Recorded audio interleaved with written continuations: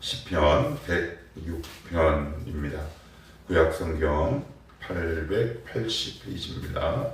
시편 106 구약성경 880페이지입니다. 구약성경 880페이지 시편 106편입니다.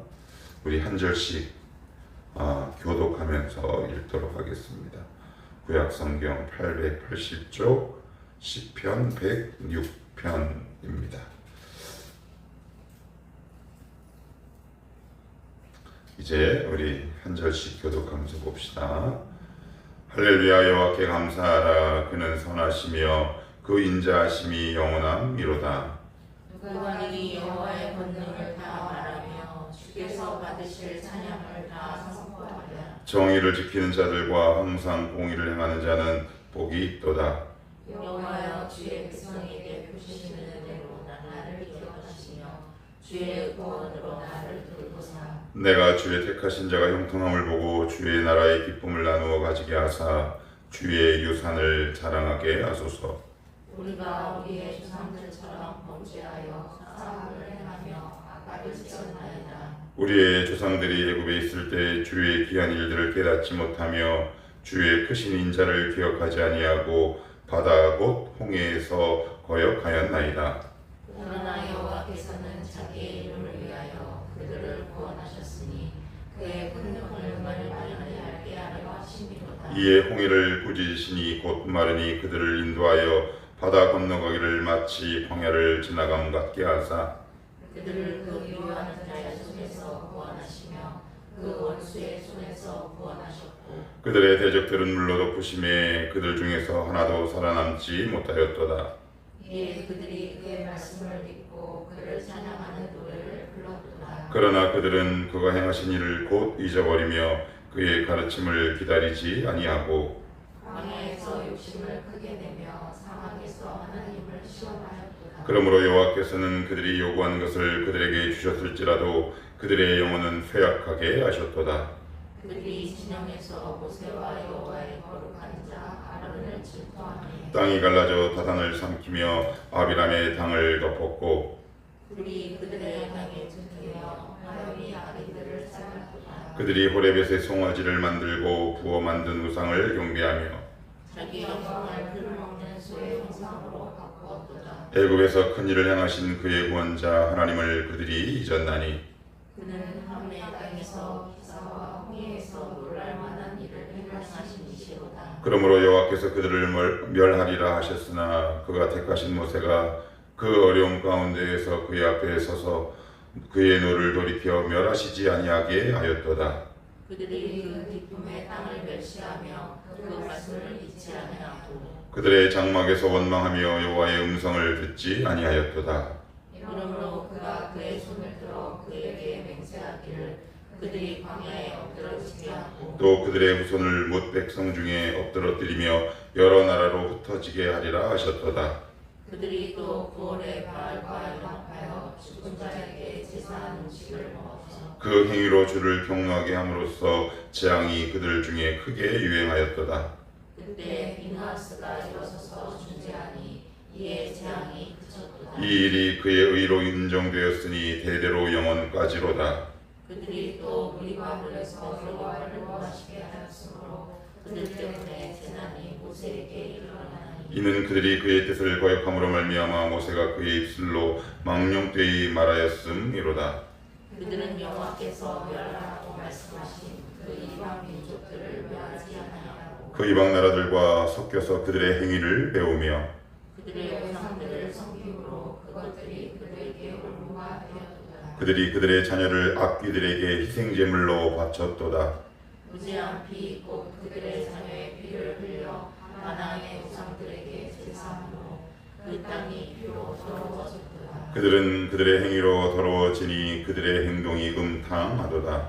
그러므로 여호와께서 자기 백성에게 공평히 하시며 자기의 유업을 미워하사 그들을 이방 나라의 손에 넘기심에 그들을 미워하는 자들이 그들을 다스렸도다. 그들이 원수들의 압박을 받고 그들의 수하에 복종하게 되었도다. 여호와께서 여러 번 그들을 건지시나 그들은 교묘하게 거역하며 자기 죄악으로 말미암아 낮아짐을 당하였도다.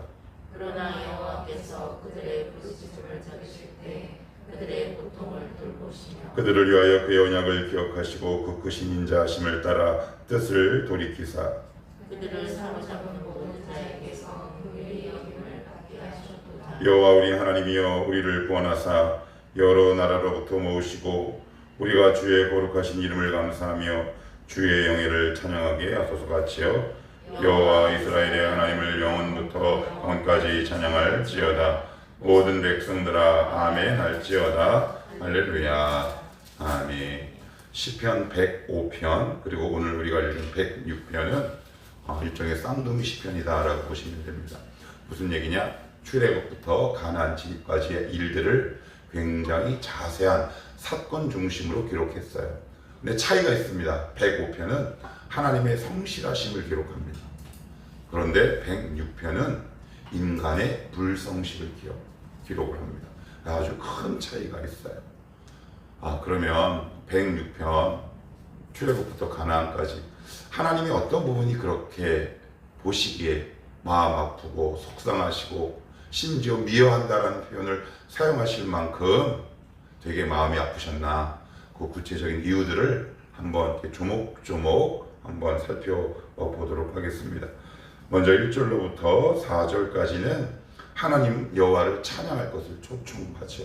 그 이유가 이제 맨 끝으로, 여러분 혹시 기억나세요? 히브리 문학 전통 기법 가운데 수미상관법, 맨 앞에 맨 끝에 동일한 단어나 문장을 반복해서 저자의 의도를 강조하는 문학 기법을 수미상관법. 네, 역시 이것도 그런 유형에 속합니다. 그래서 아까 우리가 48절 여호와를 찬양하라 할렐루야 이렇게 끝났죠. 1절도 뭐라고 시작합니까? 감사하고 역시 찬양하라, 이런 의미로 본문을 열어가고 있습니다. 자, 그러면 왜 찬양을 해야 하는지 한번 살펴봅시다. 자, 6절 아주 중요한 구절이 있습니다. 같이 다시 한번 읽어봅니다. 시작. 우리가 우리의 조상들처럼 범죄하여 사악을 행하며 악을 지었나이다. 아멘. 여기서 우리는 지금 이 믿음의 후대, 즉 포로로 끌려온 사람들을 이야기합니다. 바벨론으로 포로로 끌려와서 그의 후손들이 자기 조상들의 죄를 쭉 회고하며 기록하다 보니까 뭐라고 고백하냐면 우리 조상들처럼 나도 그들과 똑같구나라는 걸 알게 되는 겁니다. 예를 한번 들어볼게요. 나이를 먹다 보면 우리가 이런 결심을 할 때가 있습니다. 나는 죽어도 엄마처럼 안 살 거야. 나는 죽어도 아빠처럼 안 살 거야. 그게 됩니까? 굉장히 놀라운 사실이 있습니다. 엄마와 아빠의 전처를 내가 똑같이 밟고 있다는 사실입니다. 나는 아버지처럼 절대 술 안 먹을 거야. 저 말술이었잖아요. 나는 아버지처럼 절대 저렇게 안 할 거야. 그런데 나이가 먹을수록 죄가 확장되고 커지고 내 의지와 관계없이 내 부모의 그것과 너무 똑같이 닮아져 있는 저의 모습을 보면 전 얼마나 좌절하고 절망했는지 몰라요. 시편 기자도 그걸 알게 된 겁니다. 나는 우리 부모 때와 조상들과 좀 다른 줄 알았는데 나도 똑같구나. 그래서 그리스도 안에 딱 들어와서 성경을 읽으면 이런 믿음의 순서와 차례가 있습니다. 이겁니다. 처음에 성경을 딱 읽으면 무슨 말인지 잘 모르죠. 두 번째 읽으면 이거 좀 심한데 이렇게 됩니다. 세 번째쯤 읽으면 나쁜 놈인데 이렇게 됩니다. 그 다음 읽으면 제가 나쁜 놈입니다 이렇게 됩니다.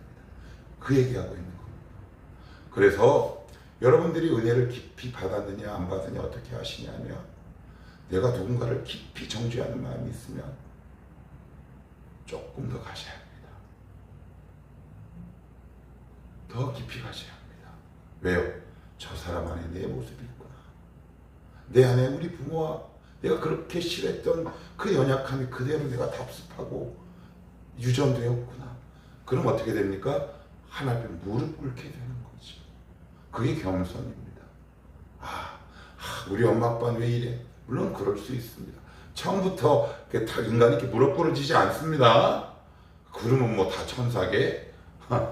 처음에는 날카롭게 정죄의 시선으로 바라보죠.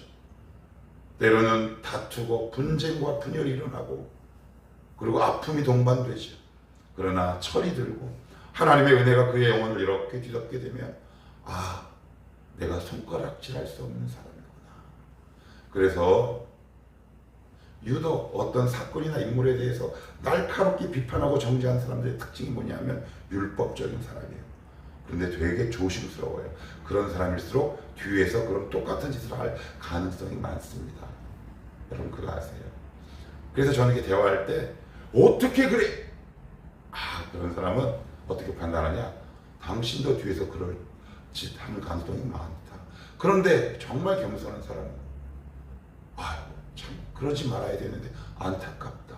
국민의 마음을 품게 되는 거죠. 여러분 어떠십니까? 쟤와 나는 다릅니까? 아니면 똑같습니까?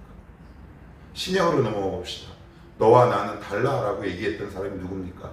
바리새인과 서기관입니다. 너와 나는 달라. 누가복음에 나오잖아요. 저는 이 세리와 같지 않음을 감사합니다. 이렇게 기도하잖아요. 무슨 얘기예요? 나는 이 세리와 죄인과 같다 다르다? 다르다. 여러분 다릅니까? 같습니까? 같습니다. 그래야지 내 가슴이 쳐지는 겁니다. 안 그러면 상대방의 가슴을 치게 되는 거죠. 늘 은혜는 나의 가슴을 치게 합니다. 그 얘기하고 있는 겁니다. 포로로 끌려와서 내가 호기롭게 조상들의 죄를 고백할 목적으로 쭉 써내려가다 보니 하나님 제 안에 조상들의 피와 그 유전이 그대로 흐르고 있었군요. 주님의 은혜가 필요합니다. 이렇게 고백하고 있는 겁니다. 지금 만약에 누군가를 위하는 마음이 너무 확장되어 있다면 이렇게 기도하시면 좋을 것 같아요. 하나님 이 아픔을 통해 저에게 무엇을 가르치길 원하십니까? 혹시 제 안에 저런 모습이 있지 않습니까? 혹시 이런 상황을 제가 겪으면서 너와 난 달라 라고 제가 분리하고 있다면 하나님 겸손하게 하옵소서. 저도 그랬고요. 지금도 그럴지도 모르죠. 오늘 아침에도 이 말씀을 묵상하며 이런 기도가 저도 모르게 나오더라고요. 하나님 저 사람과 내가 수준이 똑같은 자임을 고백합니다. 그래서 주님의 은혜가 필요합니다. 이게 우리의 모습 되어야 하지 않을까요? 넌 어떻게 그래? 뭘 어떻게 그래? 결과 종류만 다를 뿐 우리도 너와 똑같음을 우리는 너무 잘 알고 있는데 그래서 6절에 뭐라고요? 우리가 우리의 조상들처럼 그죠? 조상들처럼 무슨 얘기예요? 우리와 우리 조상들이 같다 다르다? 같다. 지금 이 고백을 하고 있는 것이다. 자, 그러면 뭐라고 고백하냐면 7절도 한번 봅시다. 7절 시작. 우리의 조상들이 애굽에 있을 때 주의 귀한 일들을 깨닫지 못하며 주의 크신 인자를 기억하지 아니하고 바다 곧 홍해에서 거역하였나이다. 7절에 애굽에 있을 때 주의 귀한 일 10가지 재앙을 얘기합니다. 피, 개, 이, 파리, 그 장자의 재앙까지. 그걸 보고 애굽에 있는 이스라엘 백성들이 이것이 어떤 의미인지 전혀 몰랐어요. 그래서 어떻게 되느냐? 출애굽기 보시면 14장 보시면 앞에는 홍해, 뒤에는 애굽 군대가 딱 쫓아오니까 이스라엘 백성이 이렇게 얘기하죠. 우리를 죽일 데가 없어서 광야를 우리의 매장지로 삼냐? 라고 거기서부터 첫 번째 원망이 시작됩니다. 하나님이 주목해서 보시는 거죠. 10가지 재앙을 통해 하나님의 살아계신 몇 가지요? 10가지. 한 가지가 아니에요. 한 가지면 쉽게 까먹을 수도 있죠. 그런데 10번이나 됐다는 것은 반복됐다는 거잖아요. 하나님의 은혜가 우리의 삶 속에 계속 반복됨에도 불구하고 우리는 까먹는 재능과 은사를 갖고 있다는 거죠. 그러면서 문제 앞에 서면 우리는 늘 불평하고 낙심하는 것이 우리의 본성이다 라고 오늘 시편 시인은 우리에게 고발하고 있는 겁니다. 그리고 나서는 이렇게 얘기하죠. 14절 15절 또 중요한 말씀을 하고 있습니다. 시작. 광야에서 욕심을 크게 내며 사막에서 하나님을 시험하였으며 그러므로 여호와께서는 그들이 요구한 것을 그들에게 주셨을지라도 그들의 영혼은 쇠약하게 하셨도다. 여기 보시면 광야에서 욕심을 크게 내며, 그래요. 욕심을 크게 냈다라는 것은 뭐냐면 이거예요. 이게 만나를 계속 먹으니까 이제 지겨울 거 아니에요. 그죠? 그랬더니 이스라엘 백성이 뭐라고 그러냐면, 애굽이 그립다. 거기서 먹던 참외, 그 다음에 오이, 야채도 없고. 제가 지금 무슨 얘기했어요? 어디에서 먹던 거예요? 애굽에서 먹던 거. 무슨 얘기예요? 애굽처럼 먹고 살아야 된다는 거예요. 쟤만큼은 내가 먹고 살아야 된다는 거예요. 근데 그것을 탐욕이라고 말씀하고 있습니다. 우리의 기준은 늘 누군가처럼 살아야 되는 거예요. 그래도 이 정도는 살아야지. 거기서 오는 여러분들 얻은 게 뭐가 있나요? 그래서 제가 이 설교했습니다. 사단은 지금도 우리의 상대적 박탈감을 먹고 산다. 여러분 안에 들어와 있는 겁니다. 우리 교회가 저 교회만큼은 돼야지. 그거 탐욕이라는 거예요. 그러면 그냥 이렇게 살라고요? 아니죠. 감사하는 겁니다. 이것이 하나님 주신 은혜구나. 하나님 감사합니다. 그런데 우리는 왜 이렇게 감사가 쉽게 사라지느냐? 애굽에서처럼 정도는 먹고 살아야지. 쟤만큼은 먹고 살아야지. 영인의 만큼은 먹고 살아야 되지 않겠냐? 여러분, 불평이 어디서 나와요? 30대라면 이 정도 내는 돼야 되지 않겠냐? 그런데 성경은 뭐라고 얘기하냐? 탐욕이다. 자, 그러면 그 다음에 어떤 현상이 벌어지는 줄 아십니까? 15절에 이렇게 기록합니다. 그러므로 여호와께서는 그들이 요구하는 것을 주셨어요, 안 주셨어요? 주셨을지라도 문제가 그 다음 벌어져요. 그들의 영혼은 쇠약했다. 오히려 연약해졌다. 무슨 얘기예요? 기도해서 받았는데 연약해졌습니다. 이런 일이 생기네. 제가 그래서 예전에 이런 비유했습니다. 한국의 아주 유명한 목사님이 매 주일 11조 드리면서 이렇게 기도했습니다. 하나님, 저 부자 되게 해주십시오. 이만큼. 그래서 하나님이 1975년도에 한 달에 3천만 원을 벌게 하셨대요. 75년도에 50년 전에 3천만 원이면 얼마나 될까요? 3억 더 되겠죠? 그때 그분의 그 책에 보면 서부 이천동인가 동부 이천동 단독주택 하나가 500만 원일 때랍니다. 근데 한 달에 3천만 원이면, 그런데 그분이 그 돈으로 인해 그 목사님이 어딜 갔냐? 룸사롱을 가요. 영혼이 쇠약해졌죠. 하나님이 막 이렇게 막 구하면, 그래. 처음에는 하지마. 주변에서 막 얘기합니다. 그거 아니야. 그런데 너무 우기잖아요. 그러면 알았어. 그런데 가는데 불안하고 얻는데 불안해. 요즘 뭔가 찝찝한데. 가긴 갔는데 마음이 불안해. 거기 가서도 왠지 내가 있을 자리가 아닌 것 같아. 라는 경험이 있냐? 그러면 빨리 돌아오셔야 합니다. 위험한 겁니다. 하나님 주시옵소서. 그런데 우리는 알아요. 우리가 일부러 외면할 뿐. 주변에 누군가의 믿음의 선배가 보면, 때로는 음성, 아니면 하나님의 말씀이 뭔가 나의 양심을 계속 칠 때 그것이 손에 쥐어졌을지라도 그것이 조심해야 할 때다. 영혼이 어떻게 된다? 쇠약해진다. 평강과 기쁨이 사라지죠. 두려움이 오르기 시작합니다. 그 죄악들을 지금 저질렀다 라고 얘기합니다. 마지막 하나만 더 보고 마칩시다. 24절입니다. 24절 시작. 그들이 그 기쁨의 땅을 멸시하며 그 말씀을 믿지 아니하고, 그 기쁨, 누가 보시기에 기쁜 거예요? 하나님. 그런데 그것을 우리는 어떻게 봤어요? 이스라엘 백성은 멸시예요. 멸시. 이게 뭐예요? 가나안 땅이죠. 가나안 땅. 여러분, 나에게는 이런 일 안 일어난다? 예를 들어 봅시다. 내가 지금 너무 잘 가고, 우리 자녀가 지금 너무 잘 가고, 그리고 믿음의 길을 선택했는데 그것을 보고 내가 막 짜증나고 막 기쁨이 떨어지는 거야. 여러분, 그거 이렇게 생각하시면 됩니다. 내가 지금 믿음의 길을 놓쳐버렸구나. 여러분 꼭 기억하셔야 합니다. 안 그러면 하나님 우리에게 주신 그 가나안 땅을 우리는 순간순간 그 기회를 놓쳐버리는 겁니다. 그러면 다시 돌아가셔야 합니다. 다시 또 반복하셔야 합니다. 저는 그 모습을 볼 때마다 얼마나 안타까운지 모릅니다. 하나님이 기뻐하는 것 나도 기뻐해야 하지 않겠습니까? 하나님이 너 잘 가고 있다 라고 말하면 아멘 이렇게 하지 않겠습니까? 하나님이 잘 가고 기쁘게 받아지는 것을 우리는 막 짜증내며 불안해합니다. 그러면 지금 나는 어떻게 한다? 다시 돌아가시라. 다시 갑니다. 그래 다시 가자. 영화 넘버 3 보면 송강호가 뭐라 그러는지 아십니까? 그 따르는 그 양아치들 달건이들을 보고 밑에 와서 막 훈련시키다가 열심히 두들겨 패고 이렇게 합니다. 노래를 부르며 이렇게 얘기합니다. 다시 올라가자 산으로. 왜 그 생활을 반복하시겠습니까? 하나님이 기쁘시게 하는 것, 하나님이 기쁘다고 보는 것, 내가 기쁘게 보는 것이 믿음 아닙니까? 여러분 왜 기도하십니까? 하나님의 눈을 소유하기 위해서 기도하는 것 아닙니까?